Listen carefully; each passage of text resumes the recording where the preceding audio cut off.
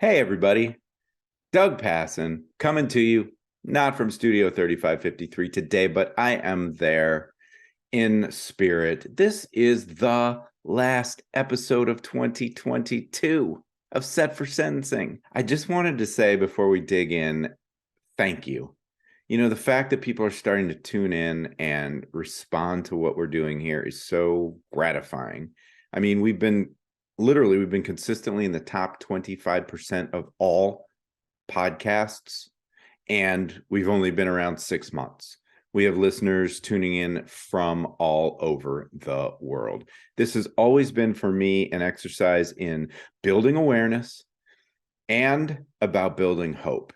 And you know that the hope is that when good lawyers do good work, they present a credible, compelling sentencing narrative, then good things can happen. And our clients, by and large, deserve those good things. They are not defined by the worst mistakes they have made in this life. We have all done shit we are not proud of. We've all committed felonies, most of us.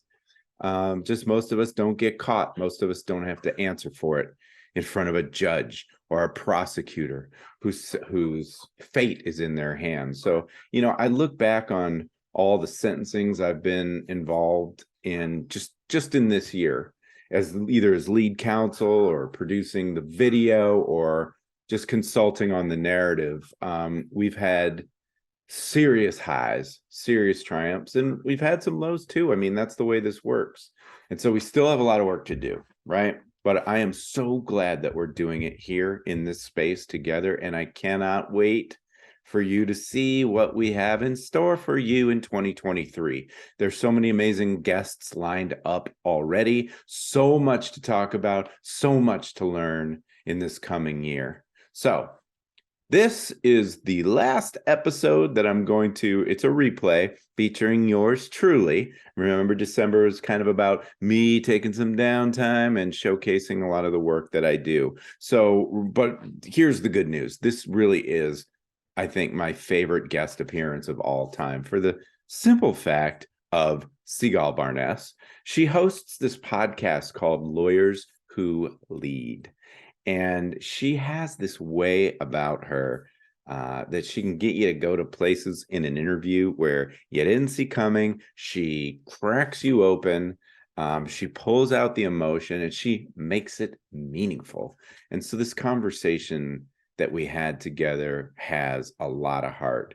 Now, you know, there is some familiar territory about my sort of origin story about law and film, but once you get past that, you're going to get into some really deep stuff about how to forge meaningful connections with our clients, about why narrative is leadership, and about why my 18-year-old son, Nate, may be the person who has taught me the most about leadership in this lifetime.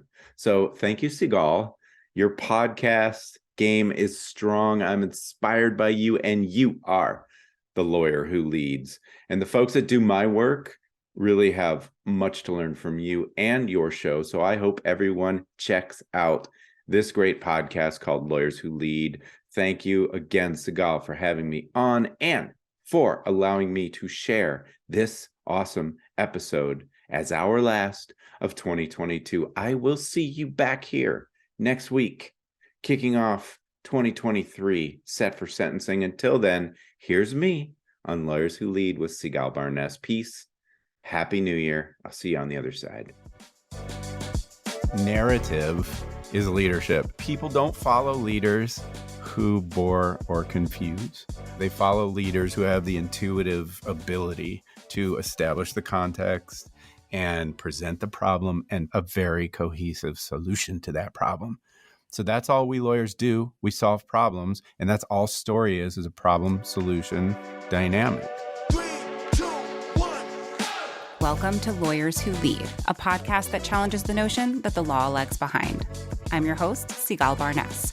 Each week, I invite a lawyer who's making powerful changes through extraordinary leadership. In each episode, we'll travel through another lawyer's life, identify what they do best, and then devise how to apply these concepts to your own world. So let's get to it. Welcome to Lawyers Who Lead. I'm your host, Sigalle Barness. Our guest today is an experienced litigator and an award-winning documentary filmmaker who is helping defendants tell their story by producing short documentaries in sentencing mitigation and other post-conviction proceedings. He is an internationally recognized expert in video advocacy and has been featured in several publications, including the Wall Street Journal, New York Times, and The Atlantic. He's published numerous articles on criminal justice issues and recently co-authored the book, The Narrative Gym for Law, Introducing the ABT Framework for Persuasive Advocacy. This episode is going to be unlike any other episode you've heard yet, so let's get started with our next lawyer who leads, Doug Passon. Thank you so much. Thanks for that introduction. As a fellow storyteller, I am beyond excited to hear about the work you're doing, but before we get to all that, I want you to take us through your story. Okay, well, first of all, thank you so much for having me. I'm so excited to be here and talk story with you. I think all of my life, I saw myself as wanting to do something in the story world. My earliest memories of what I wanted to be were either lawyer or filmmaker, and both of those, actually. And a lawyer was because as a kid, I was always in trouble and arguing my way out of something. And the adults in my life would say rather condescendingly, you should be a lawyer because you can argue your way out of a paper bag. So that stuck with me. But I always loved the movies. I loved the movies. It was bonding with my dad, going to see Rocky. And it was quiet in this beautiful, like this space. And there's candy. And I don't know, man. I was just so happy in a movie theater and being completely immersed in whatever world of story was going on at that time. So I think I was in high school, and I'm dating myself here because we didn't have digital filmmaking. This is like the 80s, but I was making goofy little movies with two VCRs strung together to edit, and it was always just a dream of mine. But law school was the practical path and filmmaking was the art path. And so when I got done with college, I was a criminal justice and speech major, and it was going to be law school or film school. And I obviously went to law school. Super glad I did. All I ever wanted to do there was be a public defender, which I did for a lot of years. But the good part is almost immediately, once I started immersing myself in the world of law, I figured out that story was going to be central to this whole endeavor. First and foremost, we got to be really good storytellers because these clients are coming to us at their worst moments with their deepest problems, and you have to understand them and tell their story in a way that persuades. And so the story stuff never left me. And I had two separate tracks where I was learning the law, but I was reading every book on screenwriting and still making movies, little documentary things on the side. And then, of course, once digital started ramping up, totally off to the races because then it was cheap and the sky was a limit to what you could accomplish in the visual space. So that just kind of grew and grew over the years, and I could probably keep going, but flash forward, I was maybe 5 years into my practice and I started making these movies for my cases. And that became something that really filled me up, just to be immersed in that creative space, but to be able to find a way to use it to actually advocate for a client. I said, wow. And it was really getting great results. So that kind of took off for me. I tried to figure out a way in my life and in my practice. After maybe 18 years into my practice, I said, how can I do more of the movie stuff and less of the traditional legal work? So I still do traditional legal work, all in the realm of sentencing advocacy, but my focus and most of what I do is make these movies for lawyers in their cases. That's incredible. I want to go back quickly to where you said you figured out that story was such an important part of being a lawyer. Was there a specific moment or a client or a case that you can think of that was a catalyst to that thinking? Every case. But I remember one in particular when I was in law school and I was clerking for the federal public defender in St. Louis. There was a young man who was charged with a pretty serious federal drug crime, and these crimes have really stiff sentences. He was looking at like 10 years in prison, and he was the sole caregiver for his wife, who had a really serious autoimmune disease, like lupus, I think it was, and she relied on him for every aspect of her daily living. And we needed to help the judge understand that this was extraordinary. Like, everybody has people out there who need them and rely on them, but this was different. we actually took one of those big old honking old-fashioned VCR cameras down to the house and did what civil lawyers know to be day in the life videos. So it wasn't a movie per se, but it was bringing the judge off the bench and into the world of the client to say, this is the reality of what we're talking about here. And it was just telling the story of how much this woman relied on her husband, and that if he went to jail for any significant period of time, she was going to be the one that suffered more than anybody. That guy ended up getting probation. He was looking at 10 years in prison, and he got Wow. probation. And I think because we used the visual medium, I think that was the moment really the light went on that I was actually going to get to be a filmmaker, a professional filmmaker along this journey of the law as well. Powerful. Can you share some other examples of how your documentaries have helped in sentencing mitigation or other types of post-conviction proceedings? I honestly believe they have an impact in every single case to varying degrees. Some are home runs and some are small wins. But the idea is if you want extraordinary results, you have to use extraordinary measures. So we don't do these in every single case. We do them when it's just the exact right case. And usually that's a case where the advocacy is better shown, not just told, because we lawyers, we love our words. We Yes, love we to do. talk. We love to talk, and we love to hear ourselves talk, and we think we can argue our way out of everything. And we love to write these like ridiculously long briefs filled with boilerplate, legalese and all this stuff. And those words only get us so far. But when you start into the land of story, you're in a whole other plane of advocacy. And there's actually brain science behind this too, which is probably a subject of a whole other podcast. But I will give you an example of one of the most recent cases I worked on for a video. And it's a gentleman named Ty Garbin. I don't always talk about clients and their cases, but this one was so high profile that you could Google it and you'll see. But Ty is a young guy, mid-20s, and he was the first defendant to be sentenced in the plot to kidnap the governor of Michigan, Governor Whitmer, and that whole horrible situation during COVID. He was facing a lot of time, but he had done a lot to come to terms with the wrongfulness of what he did and try to make up for it. But my job was to tell the story of how a kid who's never been in trouble a day in his life, who's brilliant, who had a great job. He was like an airline mechanic. He had this bright future and he was sweet. Everybody said he's just the nicest, sweetest kid they've ever met. So how does somebody like that get swept up in this crazy, crazy thing? Yeah.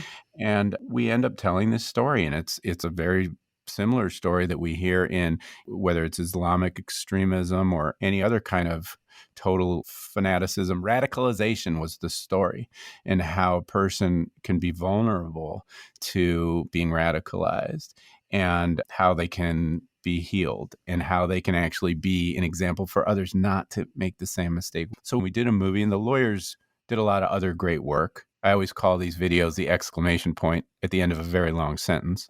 But what was most striking to me was the tone and tenor in the courtroom at sentencing, because here you have one of the most high profile, egregious situations. People were really screaming for blood and expected vengeance. I got to listen in on the sentence. It was in Michigan. I'm in Arizona, but they broadcast that sometimes for spectators. And the tone of the judge in talking to Ty when he sentenced him, it was almost like he was talking to his own son at that Wow. point.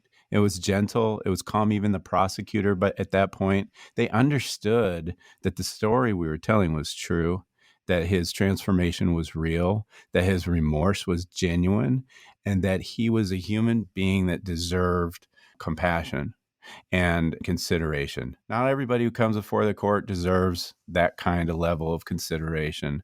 But when you do the work and it's genuine and you tell the story in the right way, it changes the whole mood. It really Wow. does. So, how do you find that? You say it's not for everyone and it's not for every client. In the case with Tyre, in the case with other defendants like this, how do you find that story? Okay, that's an excellent question. So, over the years, I've sort of refined and developed what I call the 3 R's. And I say every sentencing story fits into one of three categories: revelation stories, our relativity stories, and my favorite, redemption stories.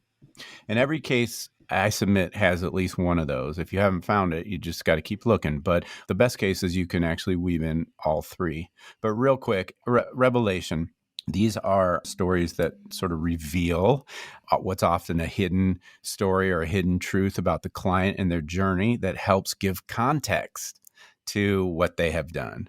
And I want to emphasize the word context because we're not trying to make excuses for the behavior. We're just trying to put it in perspective and take the decision maker on a story journey where they get to sort of understand, oh, yeah, I don't agree with what he did, but I understand how it happened.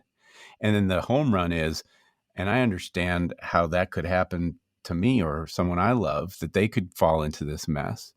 And if that happened to somebody that I saw myself in, I'd want good things for them. I'd be rooting for them. I'd want to do right by them. And so the whole goal of storytelling is empathy, to see yourself in the other, which is not often easy to do, especially in the criminal justice system, because there's so much otherization going on. My clients are often as different from the judge as day is to night. But those revelation stories help give context. The relativity stories, those are comparing one thing to another. It could be this case versus another case, this sentencing guideline versus another guideline, this client who has a disability or a special need who's going to be suffering a horrible time in prison versus a healthy or a younger client who's not going to have the same special needs. So you're always kind of comparing different sets. This defendant's remorse to that defendant's remorse. And then the redemption stories are, what are the redeeming qualities of this person? And what have they done to redeem themselves for what they've done wrong? Or what do they plan to do in the future to make sure they're never going to be in trouble again? And so the redemption stories are my favorite because I think every human being has goodness in them. I don't believe in the bad seed.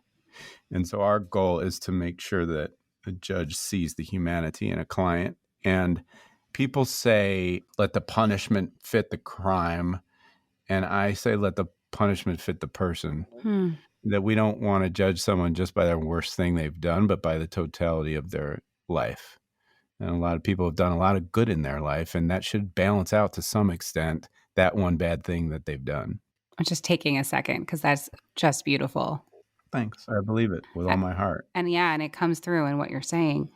So how do these people that you're telling these stories for, these clients, are they making the decision to hire you? Is this in collaboration with their actual counsel? Tell me how this relationship works. Yeah, ideally it's the lawyer coming to me. Because if a client comes to me and the lawyer's not like fully on board, or they don't really know about what these are, maybe they don't know why they need it. Like, I always want the lawyer, because the lawyer is going to be the captain of the ship.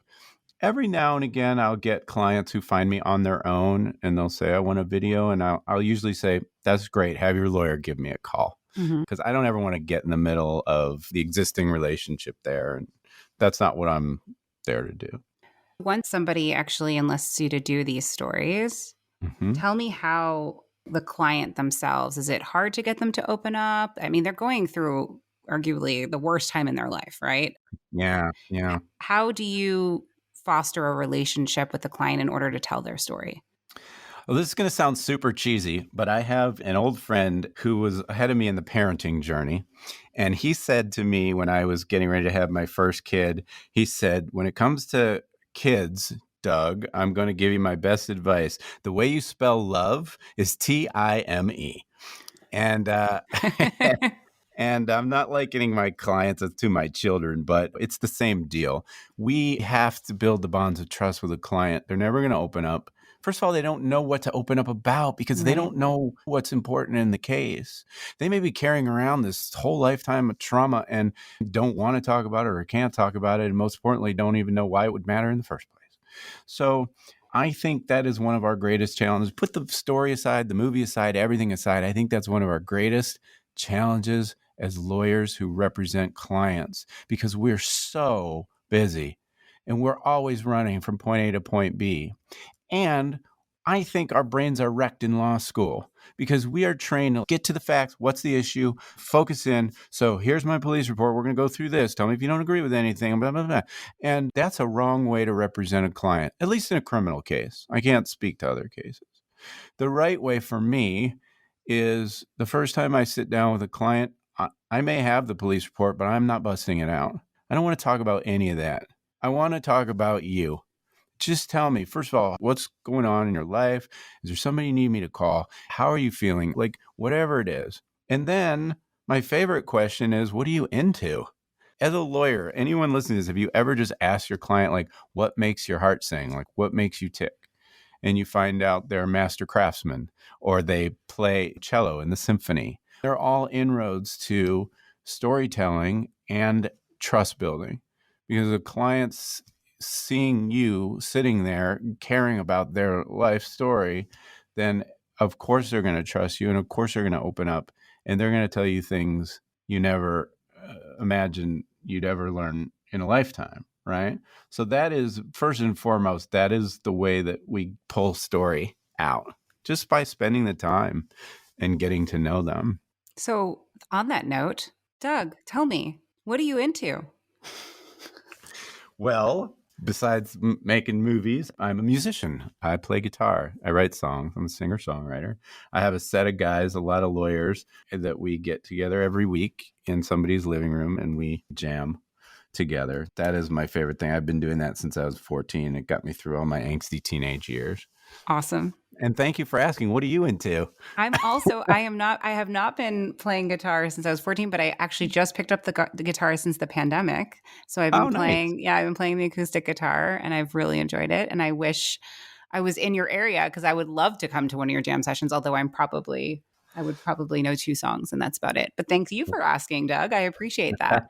And because we're talking about documentaries and we're talking about video, what is your favorite movie? And what is your favorite TV show? Oh my gosh. Of all time? I Of don't all know if I time. can. Oh my gosh. I know That it's is hard. such a hard question. So I have like a list of my top 5 favorites of those, but I'll tell you the first one that comes to mind would be Harold and Maude, Good Will Hunting, Pulp Fiction, Shawshank Redemption. The list is actually long, and it varies based on time and mood too. I will tell you this though. This weekend, I watched a movie that I had never seen before, and it blew my doors off. And I was like crying through the whole thing. Guess who's coming to dinner? Because, Oh, Sidney Poitier just passed, and I'd not seen a lot of his films. And this one got a lot of attention when they talked about his great body of work. And man, oh man, amazing. all right. Well, I have not seen it, so I definitely need to see it myself. So, TV show, TV show. Breaking Bad is one of my favorites. Probably Afterlife, which just wrapped up. It was only 3 seasons on Netflix, but anything with Ricky Gervais, I love. But Afterlife just rocked my world. The list for TV is way longer because I don't know if it's because I'm ADD or I just love this shorter form storytelling. But I watch so much more TV than I do movies these days. I think So all of much us more. do. I think all of us do. And I agree. It's really nice to be able to have them in these digestible segments. I do want to tie it back, though. There is a reason I'm Yeah. asking you this beyond us just connecting and me knowing more Mhm. about you. What is it about these stories specifically that make them so impactful for you? And what do you take from these stories with you when you're doing your work? So I think first and foremost, it's character. I've got to have a character that I'm rooting for and so invested in their journey. It doesn't mean I got to like them. It doesn't mean I have to like what they do, but this is what the movies and TV are so great at. And it's what I take away in my work. I always use Silence of the Lambs as one of my favorite examples. So Hannibal Lecter is a serial killer who murders people and then eats them. So as far as clients go, if he were my client, can't think of anything too much worse than that in this lifetime. Yet we watch that movie and somehow we're kind of cool with Hannibal Lecter. We're interested in him and he's got a sense of humor. He's brilliant. He's an artist. He cares for Clarice. He's going to protect her. And like when he gets away, and sorry for spoiler alert, but hopefully everyone in your audience has seen the movie. But I feel like the time has passed. There's a threshold for when. right. And if you haven't seen the movie, you deserve to have it spoiled.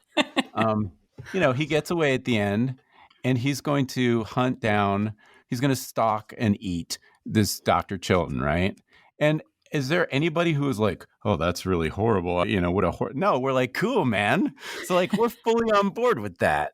And you think, well, gosh, that's powerful that movies and TV have that ability to make us connect with somebody like that.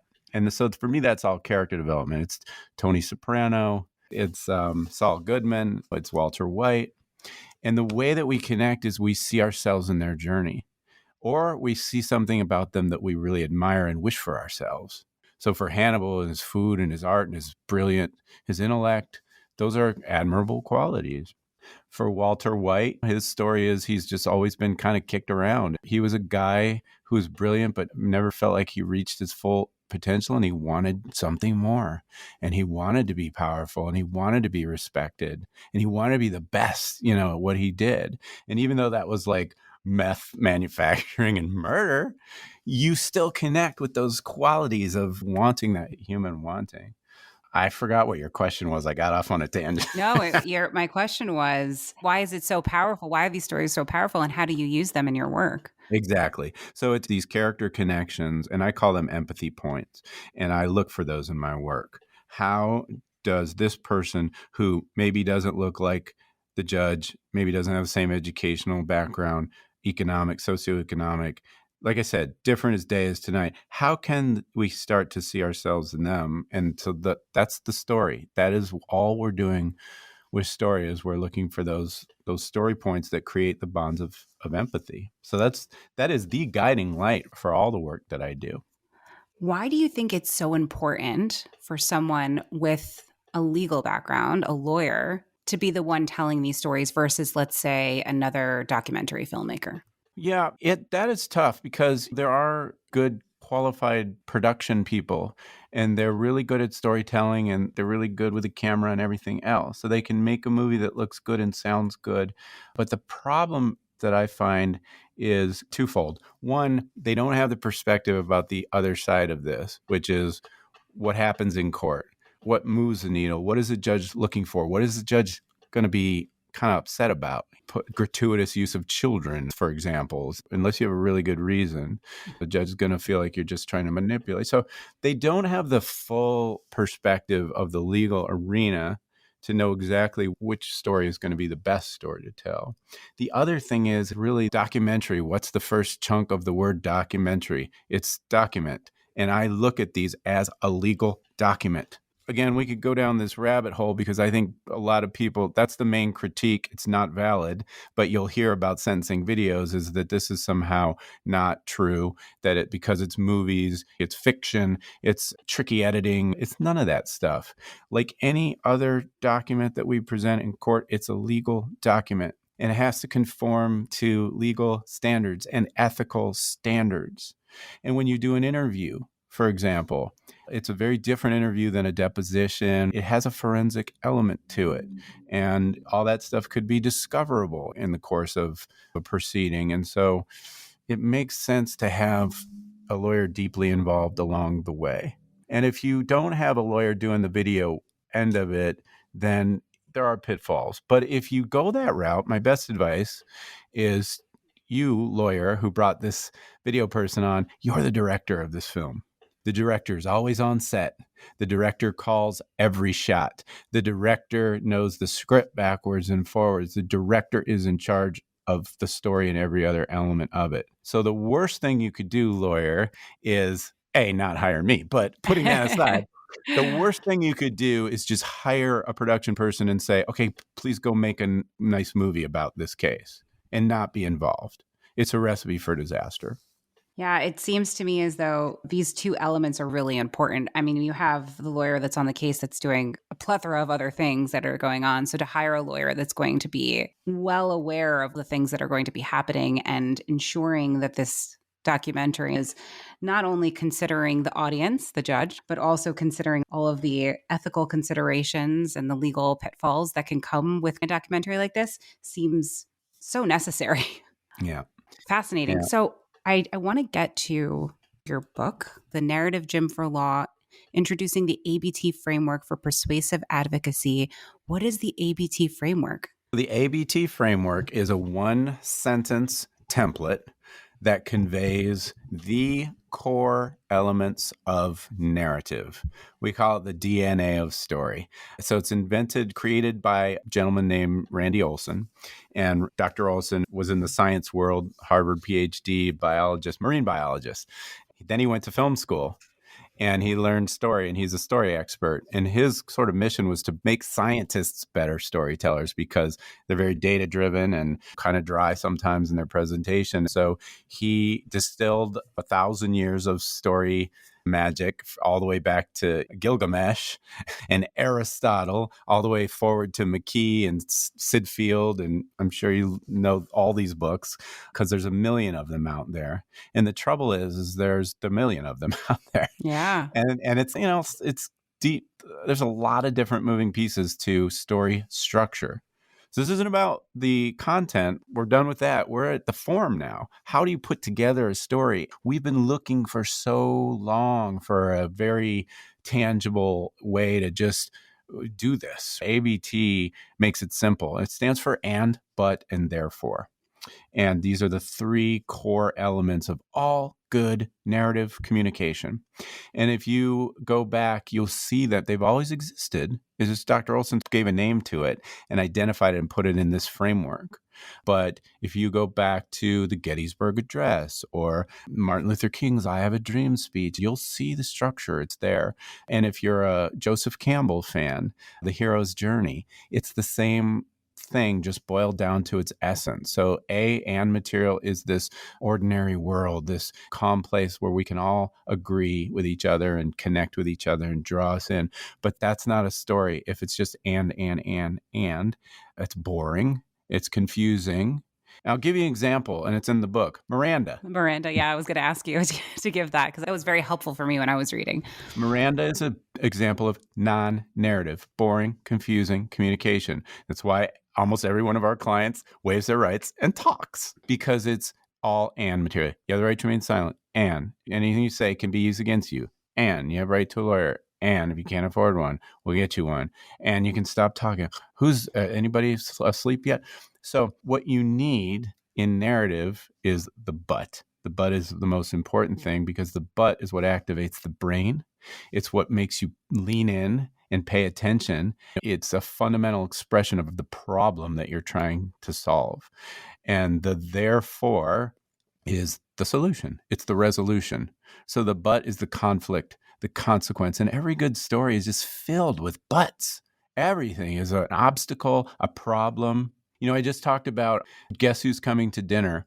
And I noticed they kept using the word problem in this story over and over. And I was like, wow, I've never heard the word problem come up in a script so many times. So I actually downloaded the script and did a word search. Problem is in that movie 27 times. Wow. But that's what a good story is. You define a problem and you solve the problem. And so the therefore is the solution. If you want an example from a movie, here, the problem solution dynamic.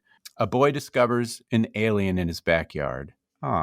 And they become really good friends. So that's the and land. But he soon figures out that this sweet creature is going to die if it stays on Earth. Therefore, he's got to phone home, outsmart the government and get ET back home.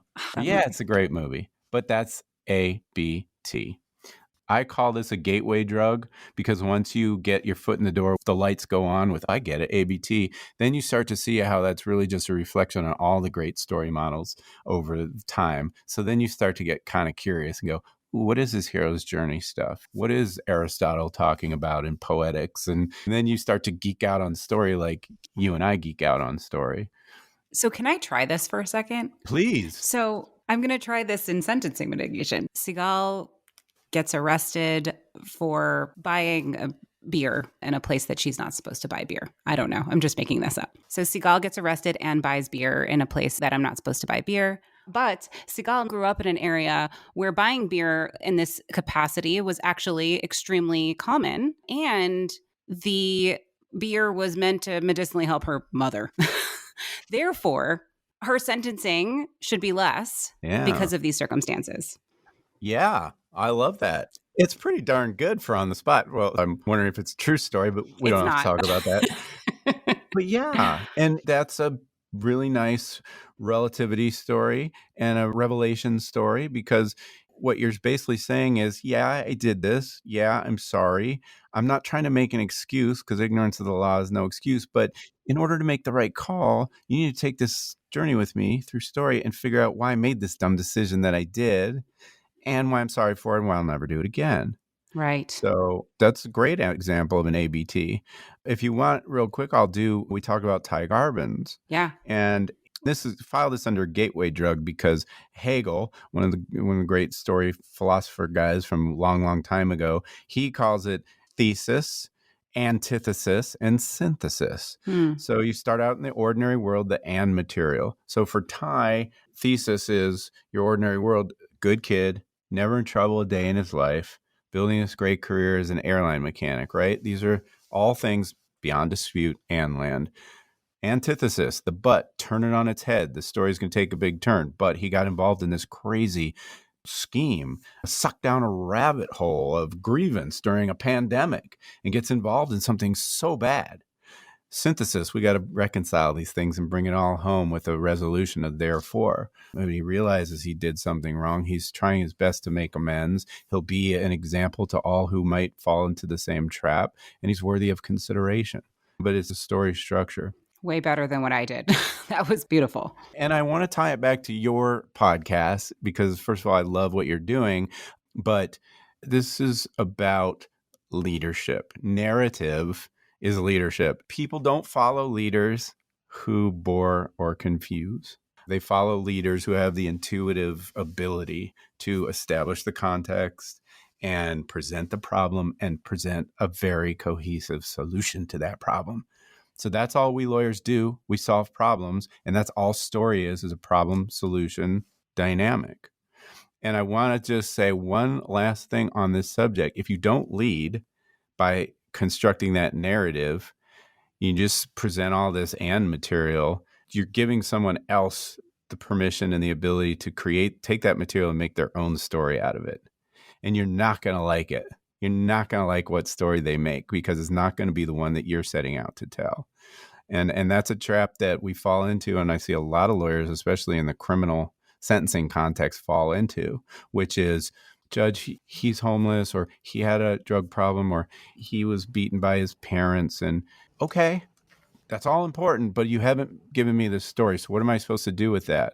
Assume that they're so damaged that there's no hope for them and they're just going to keep committing crime, so I better send them to prison for as long as possible. What's your story? And that's a leadership thing. I feel like that's a beautiful way to end. I almost don't want to end in any other way. I was looking forward to the lightning round, but I really was actually dreading the lightning round, so it's up to you. All right, I'm going to give you a few lightning round questions, because you're so interesting. You've already answered what a lawyer who leads mean, but I'd like to also ask you, is there a leader in your life that you think has really shaped your journey today? Oh, wow. Oh, my gosh. That's such a good, hard question. Well, I'm probably not going to be able to get to this without crying, and I hope this doesn't come off as cheesy, but it would be my 17-year-old son. He's on the autism spectrum. And I see the way he walks the world with so much grace and determination that I'm constantly in awe of him. He's taught me a million lessons throughout life so far, and he's only 17. But I think one of them is that I think life is very much a journey about letting go, and letting go of this expectations or this script, the way you think something's supposed to be or needs to be. And once you can embrace that, there's a great freedom and peace to it. And so Nate has taught me those lessons and many, many more. So yeah, that's my answer for that one. To Nate, thank you for sharing that. What is something people seem to misunderstand about the work that you do? I mentioned earlier this idea that sentencing videos are somehow manipulation, and that if you bring in these great tools from Hollywood, that you must be doing something shady and manipulative. And I say, hate the player, don't hate the game. Hollywood is not the problem. Hollywood has the recipe for amazing storytelling. They just don't do it well all the time. So what we're really doing is saying we don't like some of the content, but the form is unimpeachable. And the form goes way beyond Hollywood. But the other misconception, this idea that it's just for rich people. that only people with resources can afford a tool like this. And the truth of the matter is, this was born and raised in the public defender system. I was a federal public defender when I started doing this and teaching lawyers across the country to do it. And that people who have federal public defenders and other public defenders, they get this tool very often, maybe as much, if not more so, than people with private resources. So you do not need a ton of money and a ton of know-how to get something like this accomplished. That's excellent. And that's very good to know. Yeah. 2 more questions. Mm-hmm. What is your favorite self-care practice? Well, before the pandemic, it was going to the movies. And when I was a public defender and the week had just kicked me into oblivion, on Friday afternoon, I'd leave and I'd go to the matinee. I'd go see a movie at the movie theater down the street from my office.